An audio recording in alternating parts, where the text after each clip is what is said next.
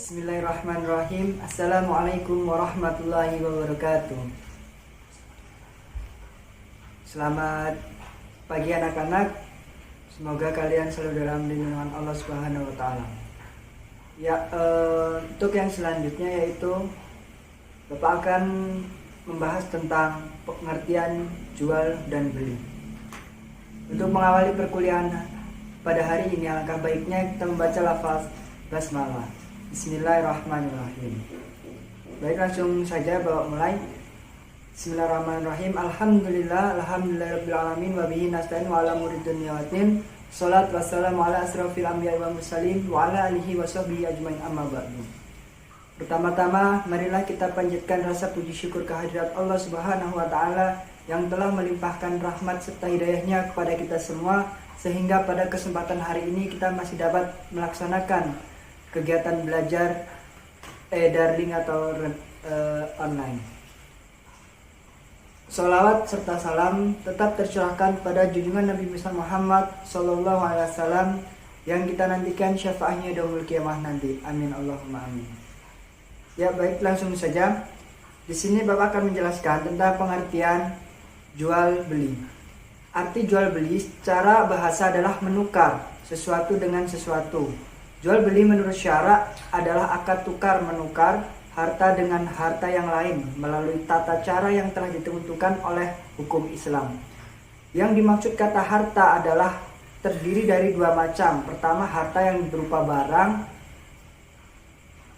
Yang pertama yaitu harta yang berupa barang, misalnya buku, rumah, mobil, motor, dan lain-lain.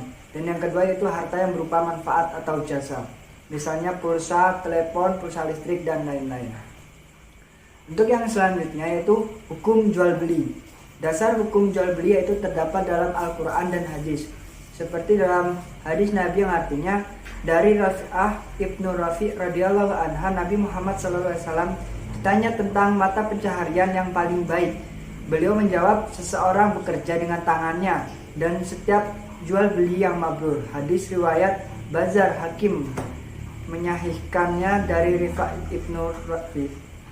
Maksud mabrur dalam hadis di atas adalah jual beli yang terhindar dari usaha tipu menipu. Jadi jual beli yang diperbolehkan di sini tanpa ada unsur tipu menipu dan merugikan orang lain. Berdasarkan dalil-dalil tersebut, maka hukum jual beli yaitu halal atau boleh. Nah, untuk yang selanjutnya, syarat dan rukun jual beli. Syarat adalah hal-hal yang harus ada atau terpenuhi sebelum transaksi jual beli. Yang pertama, syarat penjual dan pembeli atau pihak yang bertransaksi akid adalah yang pertama, balik, berakal, memiliki kemampuan untuk bisa melaksanakan urusan agama dan mengelola keuangan dengan baik, dan suka sama suka, yakni atas kehendak diri sendiri tanpa ada paksaan orang lain. Nah, yang kedua, syarat barang yang diperjualbelikan atau objek jual beli, dalam kata lain maq'ud alaih. Yang pertama yaitu suci, bermanfaat, dalam kekuasaan penjual dan pembeli, dapat diserah terimakan, dan barangnya kadar dan sifat harus diketahui oleh penjual dan pembeli. Untuk yang ketiga yaitu syarat ucapan serah terima atau ijab dan qabul. Ijab qabul dapat dilakukan dengan kata-kata penyerahan dan penerimaan, atau dapat juga berbentuk tulisan seperti faktur, kwitansi, atau nota, dan lain-lain. Nah, ijab adalah ucapan penjual kepada pembeli, sedangkan kabul adalah ucapan penerimaan dari pembeli.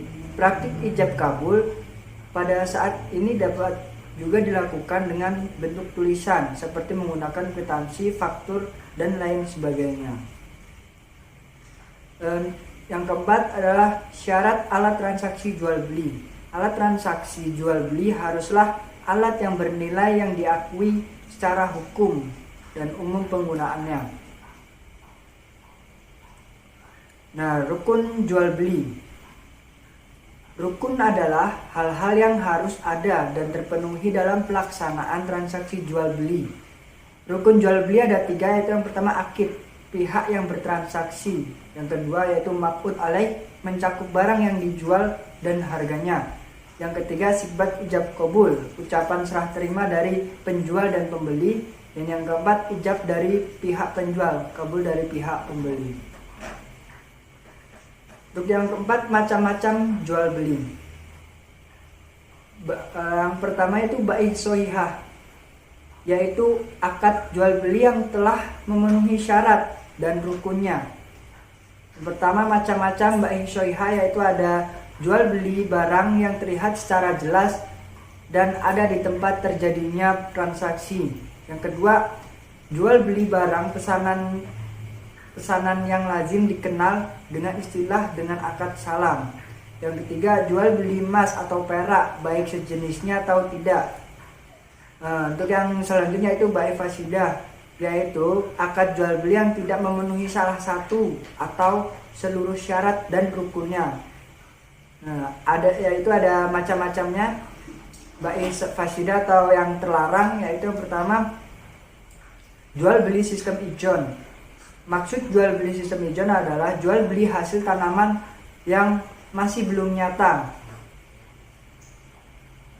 Jual beli mangga masih berwujud bunga. Semua itu kemungkinan bisa rusak masih besar yang akan dapat merugikan kedua belah pihak. Nah, itu dilarang oleh agama. Untuk yang selanjutnya itu jual beli barang haram.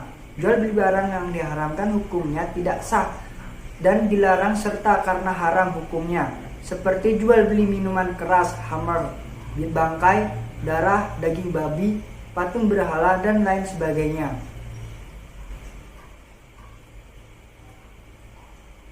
Jual beli yang sah hukumnya tetapi dilarang oleh agama. Jual beli ini hukumnya sah tetapi dilarang oleh agama karena adanya suatu sebab atau akibat dari perbuatan tersebut, yaitu yang pertama jual beli pada saat khutbah dan sholat Jumat. Larangan melakukan kegiatan jual beli pada saat khutbah dan sholat Jumat ini tentu bagi laki-laki muslim, karena pada waktu itu setiap muslim laki-laki berkewajiban untuk melaksanakan sholat Jumat. Maka dari itu dilarang untuk jual atau beli. Yang kedua, jual beli dengan cara menghadang di jalan sebelum sampai ke pasar. Jual beli seperti ini penjual tidak mengetahui harga pasar yang sebenarnya, tetapi tujuan barang akan dibeli dengan harga yang serendah-rendahnya. Selanjutnya akan dijual di pasar dengan harga setinggi-tingginya. Nah, ini dinamakan menipu itu. Untuk yang terakhir yaitu ada jual beli dengan niat menimbun barang. Jual beli ini tidak terpuji, oleh karena itu dilarang.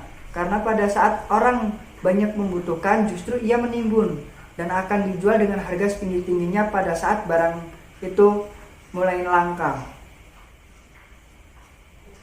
Nah, selanjutnya jual beli dengan cara mengecoh. Jual beli ini termasuk menipu sehingga dilarang. Misalnya menjual mangga, meletakkan mangga yang bagus di atas sedangkan yang jelek-jelek di bawah. Itu sama aja kita menipu. Mungkin sekiranya ini saja yang bisa saya sampaikan, kurang dan lebihnya saya mohon maaf dan semoga bisa diterima dan dicerna dengan baik. Wallahul muwaffiq ila aqwamit thoriq. Wassalamualaikum warahmatullahi wabarakatuh.